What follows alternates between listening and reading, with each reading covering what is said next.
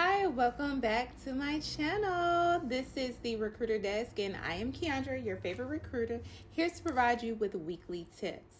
Now, I've been getting a lot of individuals in my DMs saying, like, hey, I'm applying for these jobs and I am hitting a wall. Like, no callbacks, no feedbacks, just a simple rejection letter.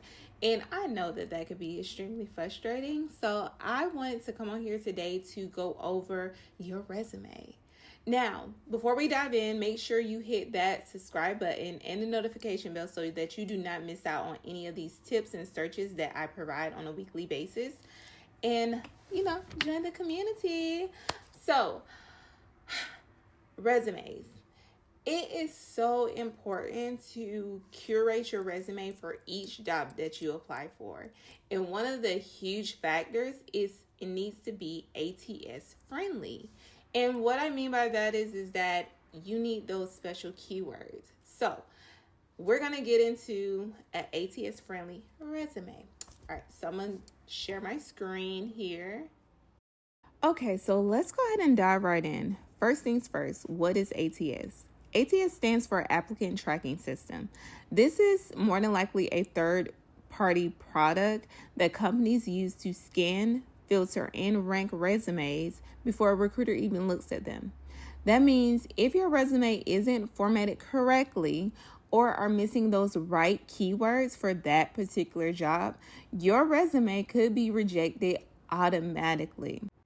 And here we have a little visual of the ATS process. I thought that it'll be helpful for you all can visualize what the ATS is doing. So, job vacancy is where we get the position from the hiring manager. This position needs some employees. So, we get all the details from the hiring manager so that we can post it onto job boards. These job boards are where we get those positions that I typically share with you guys from LinkedIn, Indeed, Glassdoor, and they're going to provide you all of the jobs details, the pay, the benefits, all of that great stuff.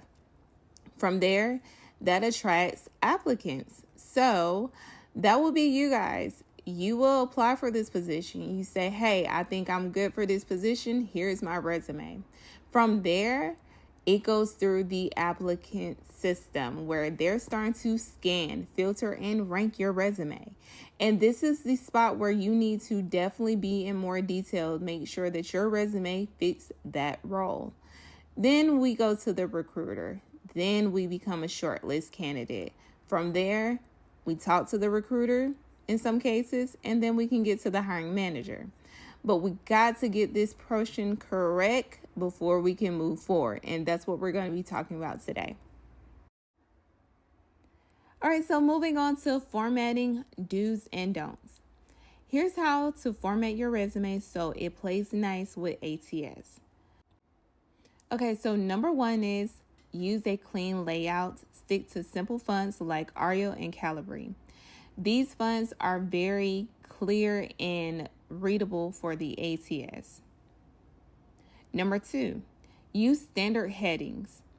Experience, education, skills are perfect for the ATS to filter and line up with what the job requires.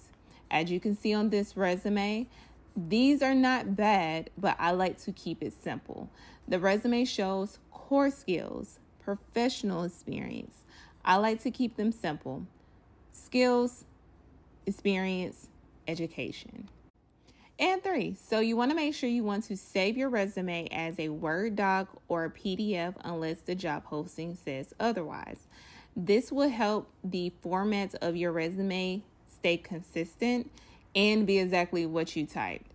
Sometimes when we save the resume as something different, it can change your format and sometimes even change it to things that aren't words, like to icons and numbers. It can get real crazy. So just make sure you keep the saving of your resume simple to something that is universal. Okay, so moving on to the don'ts. We want to avoid text box, images, and fancy graphics. We also want to skip unusual fonts, logos, or columns. The ATS is very sensitive, so you want to make sure that you only include things that it can read. These items are unrecognizable towards most ATS, so they're not useful. Don't use them. Okay, so now that we have made the resumes look nice and appealing for the ATS, let's get into keywords and customization. Now, I know that I'm going to sound like a broken record. I mean, keywords is going to be the keyword of this entire video, but let's have a little fun with it. If you can tell me how many times I say keywords and the person with the right answer, it may be a lot of people with the right answer, so I'm going to pick one person with the right answer to tell me how many times I said the word keywords in this video. They'll win a small but nice little prize. But let's get into why keywords are so important. Keywords are important because ATS loves them. They need them. They need them to filter your resume and show that you are right for the job. And we get a cheat sheet each and every time. Like, it's not that hard, you guys. So I'm going to tell y'all the cheat sheet. Watch. Ta-da! It is the job posting itself. Each job post or job description has the skills and the experience that the company is looking for. Within those descriptions, it has keywords that the ATS is going to use to search and filter your resume and show that you're the right person for the job, making you a shortlist candidate. So on this, you want to make sure that you use those keywords. And you want to match the wording.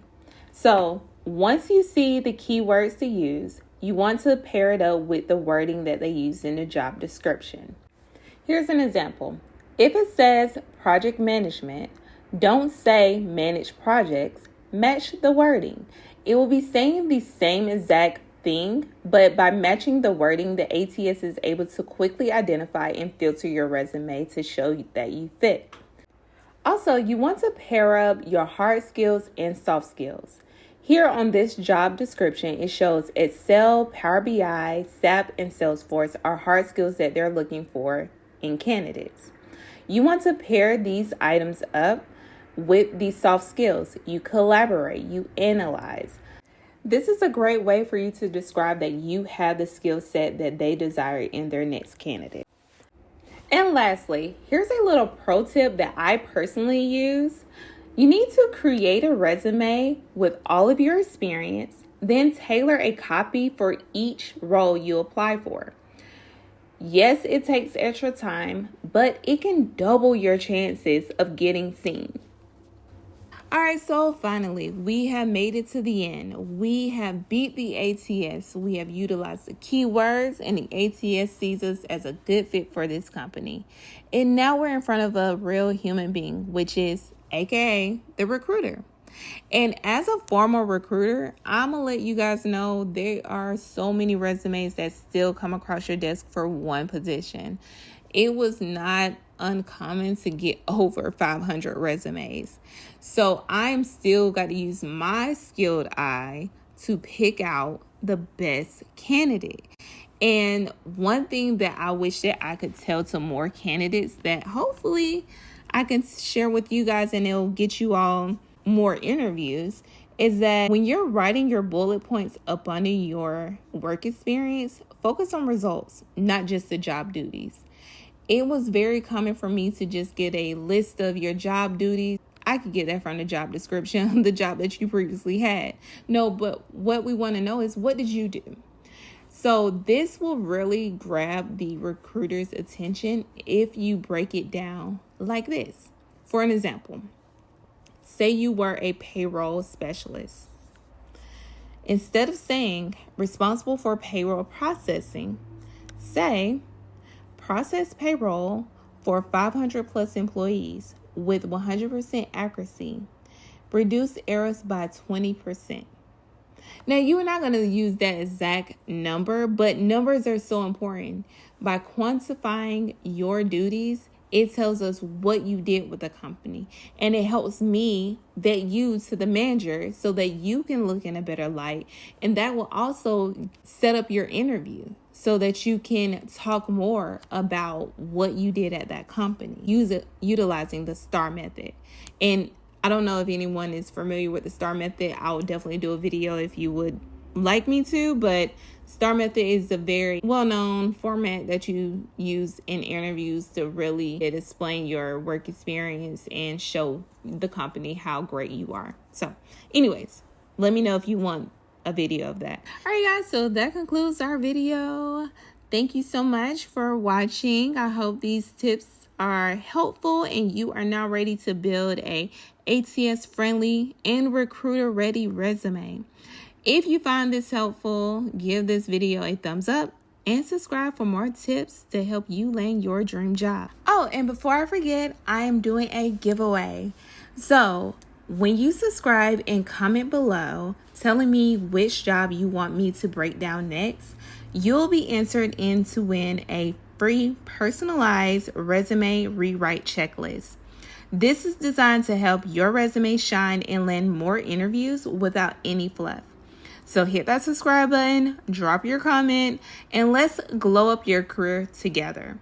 Thanks again for watching. Good luck, and remember, you got this.